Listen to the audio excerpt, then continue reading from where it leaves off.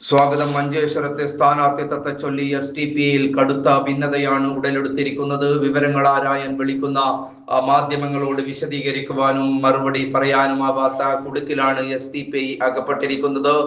സ്ഥാനാർത്ഥിത്വത്തിൽ വിയോജിപ്പ് പരസ്യമാക്കി SDPI സംസ്ഥാന vice president Thulaseedharan Pallikkal രംഗത്തെത്തിയത് സംസ്ഥാന കമ്മിറ്റിയിൽ തന്നെ വലിയ വിഭാഗീയത ഉടലെടുത്തു എന്നതിന്റെ സൂചനകളാണ് പുറത്തു വരുന്നത്. SDPI മത്സരിച്ചാൽ അത് BJPക്ക് സഹായകരമാകുമെന്നും മഞ്ചേശ്വരത്തെ സ്ഥാനാർത്ഥിയെ പിൻവലിക്കുമെന്നാണ് പ്രതീക്ഷയെന്നും അദ്ദേഹം മീഡിയ വൺ ചാനലിനോട് പറഞ്ഞു.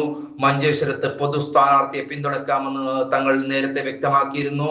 മതേതര വോട്ടുകൾ ഭിന്നിച്ചു പോകരുത്, പ്രാദേശിക താല്പര്യം കണക്കിലെടുത്താണ് സ്ഥാനാർത്ഥിയെ പ്രഖ്യാപിച്ചത്. മഞ്ചേശ്വരത്തെ സ്ഥാനാർത്ഥിത്വത്തിന് LDF പിന്തുണയുണ്ടെന്നാണ് കരുതുന്നതെന്നും അദ്ദേഹം പറഞ്ഞു വെക്കുന്നു. മഞ്ചേശ്വരത്ത് SDPI സ്ഥാനാർത്ഥിയെ നിർത്തിയപ്പോൾ പാലക്കാട് നിർത്തിയിട്ടില്ലെന്നും ഇതിലൂടെ UDFന്റെ 2 സീറ്റ് കുറയ്ക്കാനാകുമെന്നാണ് LDF കരുതുന്നതെന്നും അദ്ദേഹം പറഞ്ഞു. കേരളത്തിൽ BJPക്ക് വലിയ സ്വാധീനമുള്ള മണ്ഡലമാണ് മഞ്ചേശ്വരം. 2016 കേവലം 75 വോട്ടിനും 2021 745 വോട്ടിനുമാണ് UDF സ്ഥാനാർത്ഥികൾ അവിടെ വിജയിച്ചത്. തദ്ദേശ തെരഞ്ഞെടുപ്പിൽ UDF SDPIക്കെതിരെ പ്രവർത്തിച്ചു എന്ന് ചൂണ്ടിക്കാട്ടി വിചിത്രവാദം ഉയർത്തിയാണ് നിയമസഭാ തെരഞ്ഞെടുപ്പിൽ അവർ സ്ഥാനാർത്ഥിയെ നിർത്തിയിരിക്കുന്നത്. പൂർണ്ണമായും കേട്ടില്ല. അദ്ദേഹം ഞങ്ങളോട് സംസാരിക്കുമ്പോൾ പറഞ്ഞ ഒരു കാര്യം, ഒരു കയ്യിൽ SDPIയെയും മറുകൈയിൽ BJPയെയും ചേർത്ത് പിടിച്ച് പിണറായി വിജയൻ ഒരു ഡീൽ ഉണ്ടാക്കിയിരിക്കുകയാണ് എന്നാണ്. എന്ന് വെച്ചാൽ UDFന് എവിടെയൊക്കെ സീറ്റ് കുറയ്ക്കാൻ കഴിയുമോ ആ സീറ്റ് കുറയ്ക്കാൻ, അത് BJP വിജയിച്ചാലും വേണ്ടില്ല, UDFന്റെ സീറ്റ് കുറയ്ക്കുക എന്നാണ് പരിപാടി എന്ന് SDPIയുടെ സംസ്ഥാന വൈസ് പ്രസിഡന്റ് പറയുന്നു. തുളസീധരൻ പള്ളിക്കൽ അങ്ങനെ പറയും എന്ന് ഞാൻ വിശ്വസിക്കുന്നില്ല. ഞാൻ കേട്ടിട്ടില്ല. ഞാന് സംസ്ഥാന സെക്രട്ടേറിയറ്റ് ആയിരുന്നു ഇന്ന് മലപ്പുറത്ത്.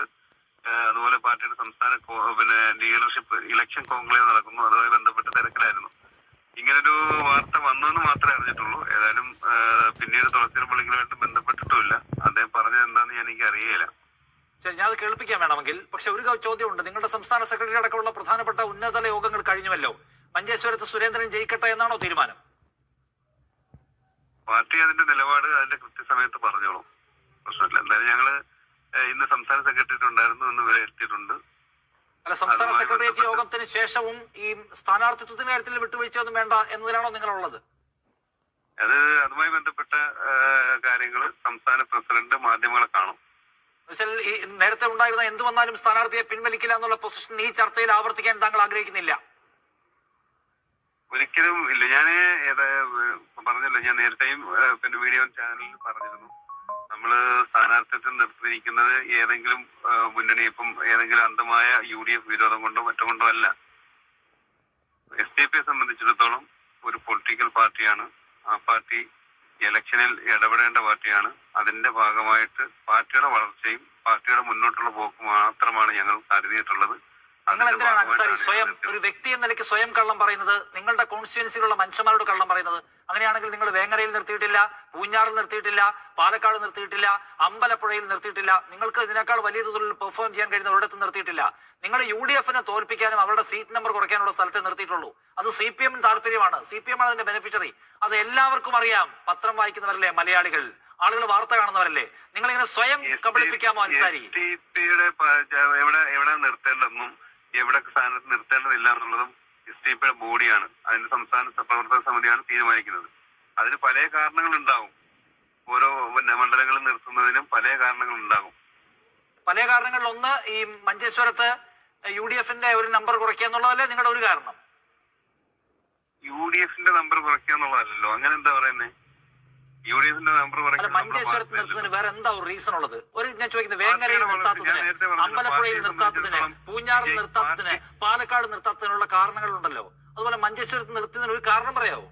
മഞ്ചേശ്വരത്ത് പാർട്ടിക്ക് ഭാവിയിൽ MLA ഉണ്ടാകാൻ കഴിയുന്ന ഏറ്റവും പാർട്ടിക്ക് അടിത്തറയുള്ള ഒരു മണ്ണാണ്. 5000 വോട്ടാണ് നിങ്ങളുടെ. 5000 വോട്ട് കൊണ്ടാണോ നിങ്ങൾ MLA ഉണ്ടാക്കാൻ പോകുന്നത്? 5000 വോട്ടെന്ന് നിഷാറാവത്തർക്ക് എങ്ങനെ അറിയാം? പിന്നെ എത്ര കിട്ടും? കഴിഞ്ഞ ലോക്കൽ ബോഡി ഇലക്ഷനിൽ ഞങ്ങൾ അതിനകത്ത് ഭൂരിപക്ഷം വാർഡുകളിൽ മത്സരിക്കാതെ 8000 വോട്ട് നേടിയ ഒരു പ്രദേശമല്ലേ. 5 പഞ്ചായത്തുകളിൽ വളരെ സാന്നിധ്യമുള്ള ഒരു പാർട്ടിയല്ലേ അവിടെ. അല്ല, അങ്ങനെയാണെങ്കിൽ ഞാൻ ചോദിക്കുന്നത്, അതിനേക്കാൾ കൂടുതൽ വോട്ടിലോ ലോക്കൽ ലോക്കൽ ബോഡിയുടെ പാറ്റേൺ ആണോ നിയമസഭയിൽ ഉണ്ടാവുക? പോട്ടെ, ഇനി ഉണ്ടാവുന്ന വെക്കാം. നിയമസഭയിൽ നിങ്ങൾക്ക് നന്നായി പെർഫോം ചെയ്യാൻ പറ്റുന്ന സ്ഥലത്ത് പലയിടത്തും മത്സരിപ്പിച്ചിട്ടില്ലല്ലോ. കഴിഞ്ഞ ലോക്കൽ ബോഡിയിൽ ഏറ്റവും നന്നായി പെർഫോം ചെയ്ത അമ്പലപ്പുഴ വടക്ക് പഞ്ചായത്തിൽ, ആലപ്പുഴയിൽ ഇത്തവണ എന്താ സ്ഥാനാർത്ഥി ഇല്ലാത്തത്?